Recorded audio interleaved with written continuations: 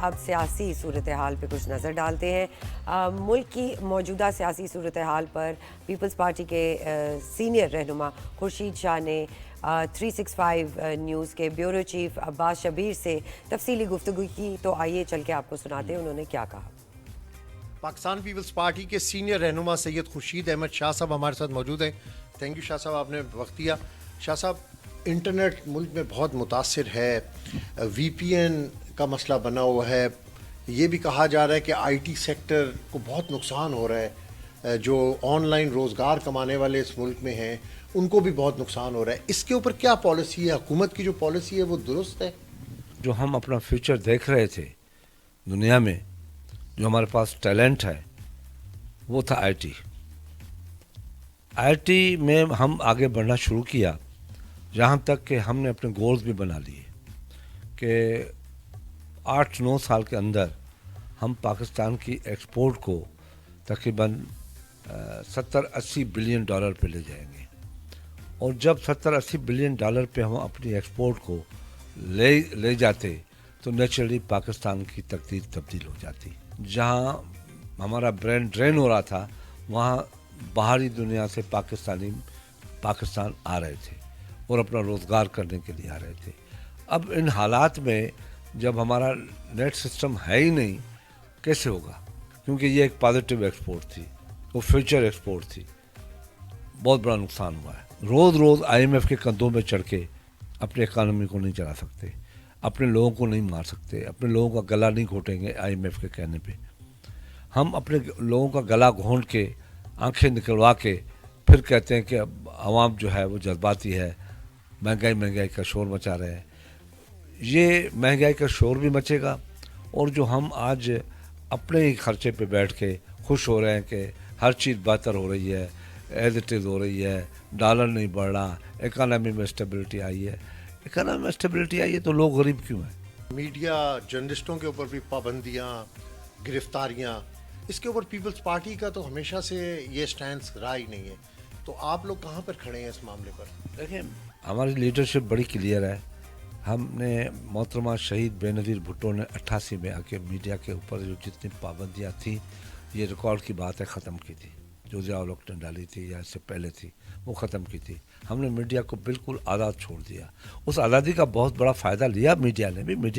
Media بھی over act کر گئی، میڈیا کی بھی باتیں ہیں، اس نے بھی کم نہیں کیا ہے، مگر مہذب قسم کے لوگوں میں اور پولیٹیکل جہاں سسٹم ہو، ان ملکوں میں پابندی لگانا اچھی بات نہیں ہوگی۔ پیپلز پارٹی کے وفاق کے ساتھ بہت سارے تحفظات بھی سامنے آ رہے ہیں، یہ تحفظات کبھی دور ہوں گے یا اسی طرح ہی یہ چلتا رہے گا؟ ہمیں بیٹھ کے بات کرنی چاہیے۔ کوئی تحفظات اتنے بڑے نہیں ہیں۔ جو حکومت بنتے وقت ہم نے کہا تھا کہ ہم آپ کی حکومت کو گرنے نہیں دیں گے، اور ابھی بھی ہم گرنے نہیں دیں گے۔ ابھی بھی جو ہمارے تحفظات ہیں وہ ڈائلاگ کے تھرو طے کرنا چاہتے ہیں۔ ابھی بھی ہم نہیں چاہیں گے کہ حکومت گر جائے۔ ہم جیسی بھی جمہوریت ہے وہ ہم چلانا چاہتے ہیں۔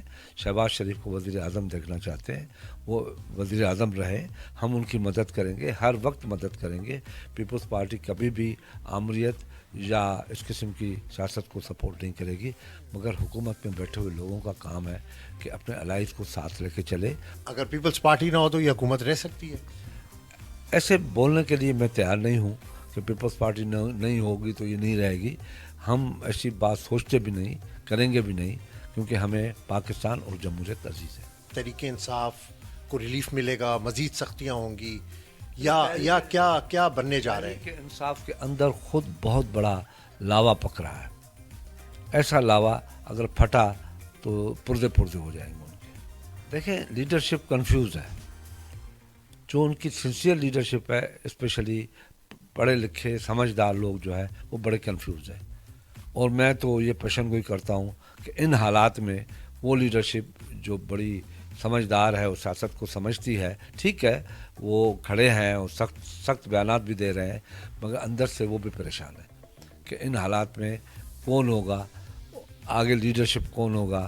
کیا پی ٹی آئی کی موجودہ لیڈرشپ چاہتی بھی ہے کہ عمران خان باہر آئے، یا اندر بیٹھا رہے اور ہم راجدھانیوں پہ راجدھانی کریں؟ चलिए किसको नुकसान हुआ है? तहरीक इंसाफ को नुकसान हुआ, रियासत को नुकसान हुआ? दोनों की लड़ाई में पाकिस्तान का नुकसान हुआ है, रियासत का नुकसान। हम सर जोड़ के बैठ जाएं सब और डायलॉग शुरू करें, डायलॉग से हर मसला हल हो जाएगा। तहरीक इंसाफ को कौन दावत देगा डायलॉग?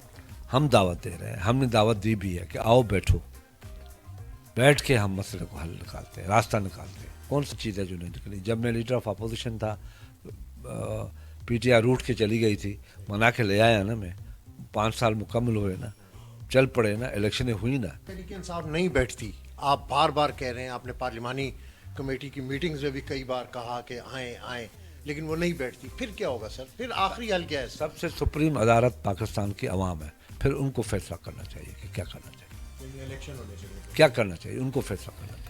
जी तो बिल्कुल। अगर मामला हल ना हो, पहले तो उन्होंने कहा कि बैठकर बात करें, टेबल टॉक करें, लेकिन अगर ना हो तो फिर जो अदालत है वो मुल्क के अवाम है, तो उनके और पास उन्होंने आप यही जाना कहा कि इन दोनों मुख्तलिफ माइंडसेट्स के बाद नुकसान पाकिस्तानियों का हो रहा है, पाकिस्तान का हो रहा है।